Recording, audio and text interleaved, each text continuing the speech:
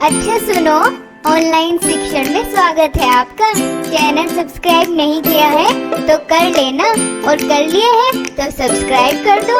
घंटी का बटन दबाना बिल्कुल मत भूलना, और जल्दी से नोटबुक लेके बैठ जाओ। साथ साथ नोट्स जो बनाना है, पेपर में अच्छे नंबर लाना है। तो चलो आज के टॉपिक की करते हैं धमाकेदार शुरुआत। हेलो, हाय, नमस्ते। मैं हूं आपके साथ Anjali Baliyan and welcome back to online शिक्षण। सो फ्रेंड्स, आज हम डिस्कस करने वाले हैं बहुत ही इम्पोर्टेंट टॉपिक जिसका नाम है विराम चिन्ह। दोस्तों, यहाँ से आपके एग्जाम में क्वेश्चन आते ही आते हैं, बहुत ही इम्पोर्टेंट टॉपिक है। तो आप लास्ट तक वीडियो पूरी देखिएगा, आप जिंदगी भर नहीं भूलेंगे। बस शर्त यही है कि वीडियो लास्ट तक देखनी है, आपको पूरा क्लियर हो जाएगा, भले ही आप आज पहली बार विराम चिन्ह पढ़ रहे हैं। तो चलिए करते हैं एक धमाकेदार शुरुआत, और विराम चिन्ह को सिर से लेकर पैर तक पूरा जानेंगे। ठीक है दोस्तों, तो चलिए सबसे पहले आपको मैं बता दूं कि विराम चिन्ह को ही इंग्लिश में पंक्चुएशन मार्क्स कहते हैं। ठीक है ना, पंक्चुएशन मार्क कहते हैं विराम चिन्ह को। और इन्हें कामता प्रसाद गुरु जी ने इनकी संख्या 20 बताई है। कामता प्रसाद गुरु है जिन्होंने विराम चिन्ह के बारे में बताया, उन्होंने इसकी संख्या 20 बताई है। तो चलिए सबसे पहले जान लेते हैं कि विराम चिन्ह आखिर होता क्या है। तो दोस्तों, विराम चिन्ह वह होता है कि जब भी हम अपने भावों या विचारों को स्पष्ट करने के लिए बात के बीच में या फिर वाक्य के बीच में रुकते हैं या ठहरते हैं, थोड़ी देर रुकते हैं, तो उन्हें ही विराम चिन्ह कहा जाता है। अर्थात विराम का अर्थ होता है रुकना या ठहरना। चलिए लिख लेते हैं। विराम का अर्थ होता है रुकना या ठहरना। अगर आपको इसकी डेफिनेशन लिखनी हो या फिर आपसे कहा जाए कि विराम चिन्ह को 2 नंबर में आपका क्वेश्चन आता है कि विराम चिन्ह को बताइए क्या होता है, तो आप कैसे बताएंगे कि जब भी हम अपने भावों या विचारों को स्पष्ट करने के लिए बीच बीच में विराम लेते हैं, यानी कुछ भी बात समझाते हुए अपने भावों को प्रकट करते हुए बीच बीच में थोड़ी देर रुकते हैं ताकि उसका अर्थ जो है वो स्पष्ट हो जाए, तो उन्हें ही हम विराम चिन्ह कहते हैं। ठीक है दोस्तों, लिख पाएंगे आप? तो चलिए अब उदाहरण के थ्रू समझते हैं क्या होते हैं विराम चिन्ह और किस तरह से काम करते हैं। ठीक है, तो चलिए देखते हैं। आपके सामने एक उदाहरण लिख लेती हूं मैं। ये क्या है कि उसे रोको मत जाने दो। ठीक है ना, एक सिंपल सा सेंटेंस है, क्या? उसे रोको मत जाने दो। ये एक सेंटेंस है, इसमें आप देख सकते हैं हमने बीच में कोई भी विराम चिन्ह का प्रयोग नहीं किया है। तो अभी हम इसे कैसे बोलते हैं कि उसे रोको मत जाने दो। ठीक है ना, इसका अर्थ स्पष्ट नहीं हुआ कि ये कहना क्या चाहता है, ये उसे रोकना चाहता है या फिर जाने देने के लिए कह रहा है। तो अब करेंगे हम इसमें विराम चिन्ह का प्रयोग और देखते हैं कि एक विराम चिन्ह के प्रयोग से इस सेंटेंस का जो है अर्थ कैसे परिवर्तित हो जाता है। तो ठीक है दोस्तों, अब हम लिखते हैं, इसी सेंटेंस को कन्वर्ट करेंगे विराम चिन्ह लगा करके। उसे रोको, यहाँ पे हमने विराम चिन्ह लगा दिया है। ठीक है दोस्तों, उसे रोको मत जाने दो। इसी सेंटेंस को पढ़ करके आपको क्या लग रहा है, क्या समझ आया कि इन्होंने कहा कि उसे रोको मत जाने दो। हमने बीच में विराम लिया, रुके हम थोड़ी देर। ठीक है ना, तो यहीं से इसका अर्थ स्पष्ट होता है कि वाक्य में ये कहना चाहता है कि उसे रोक लो, मत जाने दो। ठीक है, क्लियर हुआ। लेकिन अगर हम इस विराम चिन्ह का प्रयोग यहाँ ना करके यहाँ कर ले तो इसका अर्थ क्या होगा? चलिए पढ़ते हैं। उसे रोको मत, विराम लिया, जाने दो। उसे रोको मत जाने दो, तो सेंटेंस का मतलब बदल गया। क्या पहले तो हम उसे रोकने की बात कर रहे हैं, लेकिन अब क्या हुआ कि जैसे ही हमने एक विराम चिन्ह का प्रयोग यहाँ पर किया तो उसका पूरा अर्थ बदल गया। क्या हो गया कि अब उसे रोको मत जाने दो। क्लियर है दोस्तों? तो चलिए अब हम जानेंगे अगले विराम चिन्ह के बारे में। आप इतना देख लीजिए। तो देखिए अब आपके सामने यहाँ पर पे लिस्ट दी गई है विराम चिन्ह की, कौन कौन से है पहले वे देख लेते हैं और उसके बाद हम इन्हें एक्सप्लेन करेंगे और पूरा डिस्कस करेंगे। ठीक है दोस्तों? तो सबसे पहले आपको दिया गया है क्या? पूर्ण विराम। पूर्ण विराम, और आपके सामने उसका मार्क भी दिया गया है कि किस तरीके से लिखते हैं, इस तरह से। ये होता है साइन पूर्ण विराम का। उसके बाद क्या दिया गया है दूसरे नंबर पे, देखिए अल्प विराम।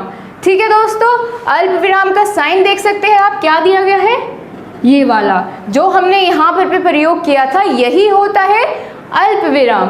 उसके बाद क्या दिया गया है, देखिए तीसरे नंबर पे अर्ध विराम। ठीक है ना, अर्ध विराम का साइन ऐसा होता है, ऊपर ये बिंदी और उसके नीचे ये कोमा। ठीक है ना, ये हो जाता है अर्ध विराम।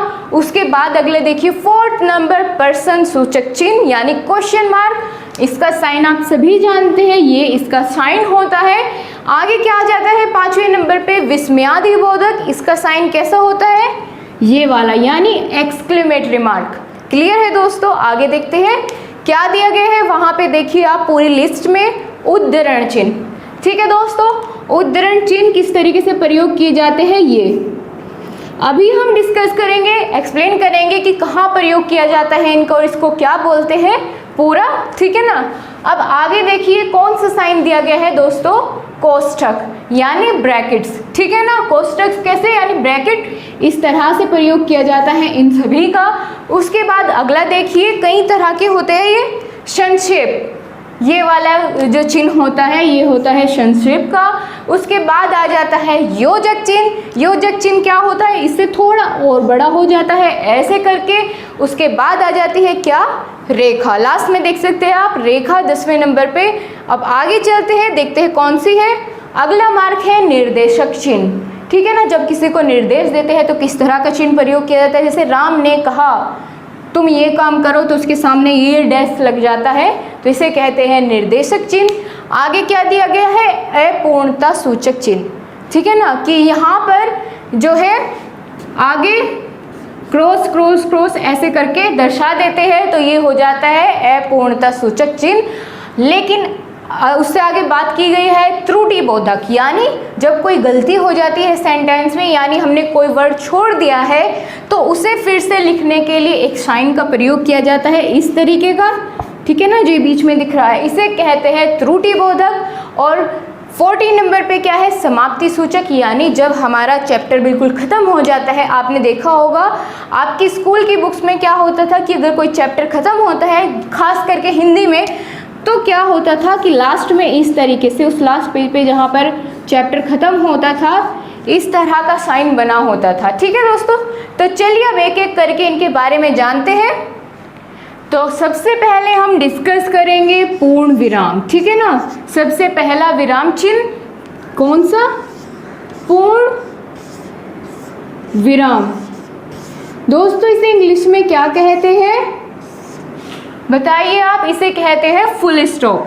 ठीक है ना, इंग्लिश में हम इसे बोलते हैं फुल स्टॉप। और इसका मार्क कैसा होता है, वो होता है एक खड़ी पाई इस तरीके से। ठीक है ना, ये ब्रैकेट से कभी इसे भी आप समझे, ये होता है विराम चिन्ह पूर्ण विराम। ठीक है दोस्तों, तो इसकी परिभाषा क्या होगी वो जान लेते हैं। विस्मयादि बोधक और प्रश्नवाचक चिन्ह होते हैं, जो वाक्य होते हैं उनके अतिरिक्त सभी वाक्यों के अंत में पूर्ण विराम चिन्ह का प्रयोग होता है। क्या होता है कि विस्मयादि बोधक अथवा प्रश्न बोधक वाक्यों को छोड़ करके प्रत्येक वाक्य के अंत में कौन सा चिन्ह लगता है, पूर्ण विराम चिन्ह लगता है। ठीक है दोस्तों, क्या समझा हमने, आप डेफिनेशन में देखिए कि विस्मयादि बोधक और प्रश्न बोधक जो वाक्य होते हैं उनके अतिरिक्त सभी वाक्यों के अंत में पूर्ण विराम लगता है। ठीक है दोस्तों, तो इसीलिए इन दो को छोड़ करके बाकी जितने भी वाक्य होते हैं सब में पूर्ण विराम चिन्ह का प्रयोग किया जाता है। फॉर एग्जाम्पल देख लेते हैं इसके, कि जैसे मेरा नाम राम है। तो हमने बाद में क्या लगाया यहाँ पे, ये होता है पूर्ण विराम। या फिर सूर्य पूर्व की ओर से निकलता है या पूर्व दिशा से निकलता है, उसके बाद में हम इस तरह का पूर्ण विराम लगाएंगे। तो प्रत्येक वाक्य के अंत में पूर्ण विराम लगता है, किसे, प्रश्न बोधक और विस्मयादि बोधक के अतिरिक्त। ठीक है दोस्तों, तो चलिए अब बात करेंगे अगले विराम चिन्ह के बारे में, जिसका नाम है अर्ध विराम।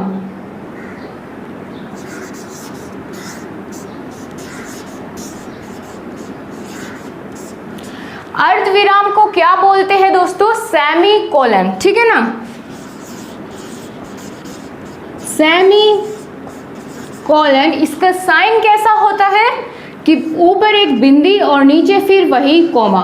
ठीक है ना, ये साइन होता है अर्ध विराम का। इसका क्या अर्थ होता है कि पूर्ण विराम में अधिक समय लगता है रुकने के लिए, क्योंकि वाक्य बिल्कुल खत्म हो जाता है। ठीक है ना, लेकिन अर्ध विराम में क्या होता है कि पूर्ण विराम से कुछ कम और अल्प विराम से थोड़ा अधिक समय लगता है, इसीलिए इसका नाम क्या है, अर्ध विराम चिन्ह है। ठीक है दोस्तों, क्लियर हुआ आपको कि अल्प विराम से तो थोड़ा ज़्यादा लेकिन पूर्ण विराम से थोड़ा कम समय लगता है रुकने के लिए, इसलिए इन्हें अर्ध विराम चिन्ह कहते हैं। इसका एग्जाम्पल क्या होगा कि मेहमान आ गए हैं, वह शीघ्र चले जाएंगे। ठीक है, एग्जाम्पल देखते हैं। मेहमान आ गए हैं, यहां पर प्रयोग करेंगे हम सेमीकोलन का, फिर आगे लिखेंगे शीघ्र ही चले जाएंगे।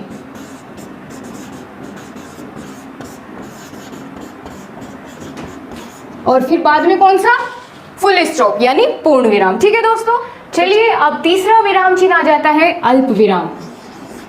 इसके बारे में जानेंगे, अल्प विराम। दोस्तों इसे ही हम इंग्लिश में क्या कहते हैं, कोमा, और इसका साइन होता है ये। ठीक है दोस्तों, ये होता है अल्प विराम यानी कोमा। अर्ध विराम से कुछ कम देर तक रुकने के लिए हम अल्प विराम का प्रयोग करते हैं। ठीक है, अर्ध विराम में जितना समय लगता था उससे भी कम समय लगता है अल्प विराम में। फॉर एग्जाम्पल हम देखते हैं कि जैसे हम किसी को बुलाते हैं कि राम इधर आओ, तो ना बीच में हम किसका प्रयोग करते हैं, अल्प विराम का। जैसे फॉर एग्जाम्पल हम किसी को बुलाते हैं कि सीमा इधर आओ,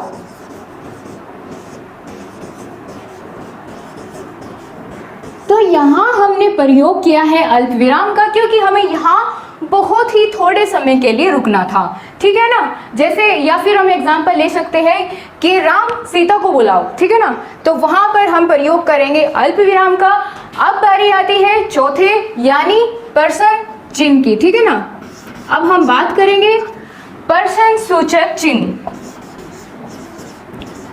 प्रश्न सूचक चिन्ह यानी क्वेश्चन मार्क। ठीक है ना, कैसा होता है इसका साइन, इस तरह से। और आपको एग्जाम में दोस्तों लिखना होगा, क्योंकि इतना ज़्यादा आपको एक्सप्लेन नहीं करना होता है। ज़्यादा 2 नंबर का क्वेश्चन आपके एग्जाम में पूछा जाता है, तो आपको डेफिनेशन के साथ साथ एग्जाम्पल मस्ट देने ही हैं। ठीक है ना, 2 एग्जाम्पल आप मिनिमम दे दीजिए, उतना काफ़ी होगा।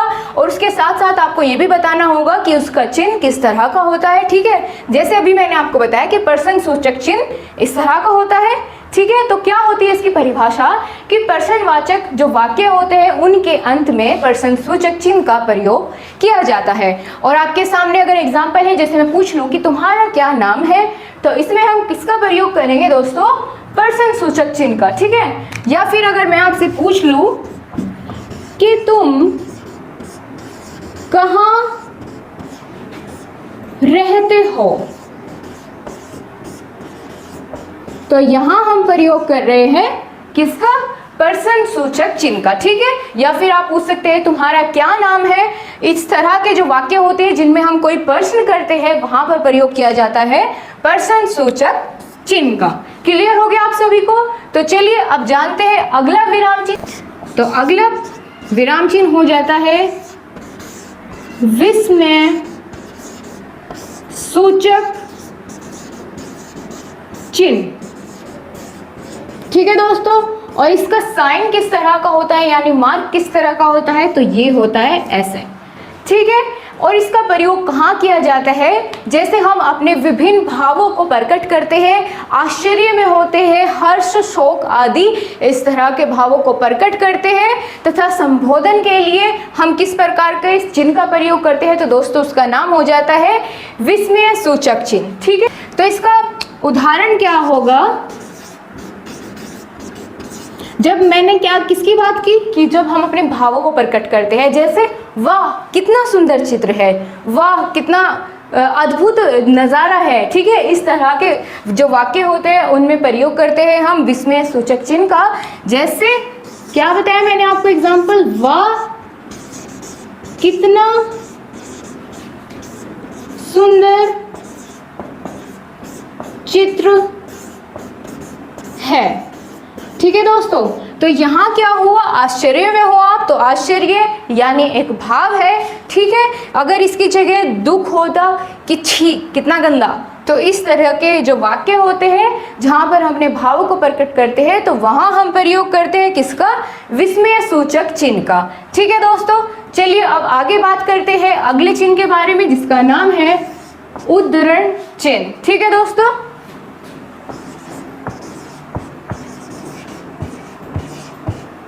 उद्धरण चिन्ह। दोस्तों इस चिन्ह का जो प्रयोग होता है वो इस तरह के वाक्यों में किया जाता है जहां पर हम किसी के कथन को ज्यों का त्यों इस्तेमाल करते हैं। ठीक है, जैसे गांधी जी ने कहा था कि अहिंसा परम धर्म है, तो ये हमने उनका वाक्य एज इट इज आपको बताया या लिखा, तो इस तरह के वाक्यों में हम क्या करते हैं? उद्धरण चिन्ह का प्रयोग करते हैं, जिसमें हम इस तरह के जो साइन होते हैं उसका प्रयोग करते हैं। ठीक है, एग्जाम्पल क्या है कि गांधी जी ने कहा, क्या कहा? कि अहिंसा परम धर्म है। गांधी जी ने कहा अहिंसा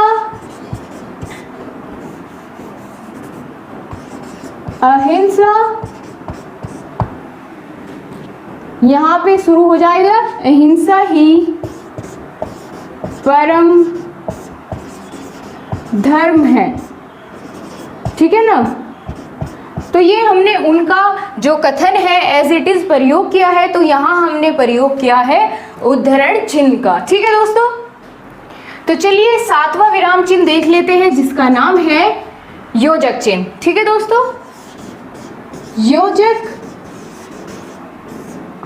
चिन्ह, इसे हम इंग्लिश में क्या कहते हैं दोस्तों? इसे हम कहते हैं हाइफन, और इसका साइन कैसा होता है?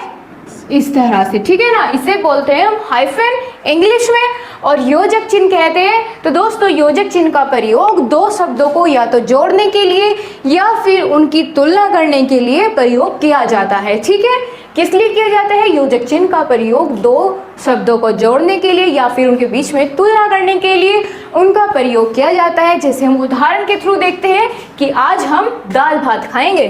ठीक है, क्या उदाहरण है इसका? कि आज हम दाल, यहाँ पे लगाया योजक चिन्ह, और भात खाएंगे। ठीक है दोस्तों, तो इस तरीके से हम प्रयोग करते हैं योजक चिन्ह का। या फिर कह सकते हैं कि मैं दिन रात अपने माता पिता की सेवा करूंगी, तो दिन रात जैसे हमने प्रयोग किया तो उनके बीच में हम प्रयोग करते हैं योजक चिन्ह का। आप सभी को क्लास कैसी लगी आप बताना बिल्कुल मत भूलिए। और दोस्तों इसके आगे के जो 7 विराम चिन्ह बचते हैं वो हम नेक्स्ट पार्ट में डिस्कस करेंगे, यानी कल। तो तब तक के लिए आप ध्यान रखिए अपना, खुश रहिए, और अगर वीडियो अच्छी लगी है, आपको समझ आया है, तो लाइक करना बिल्कुल मत भूलिए। ठीक है, बाय बाय, टेक केयर। दोस्तों अगर कोई भी पॉइंट आपको समझ नहीं आया तो कमेंट बॉक्स में कमेंट करिएगा, मैं नेक्स्ट वीडियो में उसको फिर से एक्सप्लेन करूंगी। और अगर वीडियो अच्छी लगी है तो लाइक करें, आप चैनल पर नए हो तो सब्सक्राइब कर बेल आइकन को प्रेस करना बिल्कुल ना भूलें, अपने दोस्तों के साथ शेयर करें।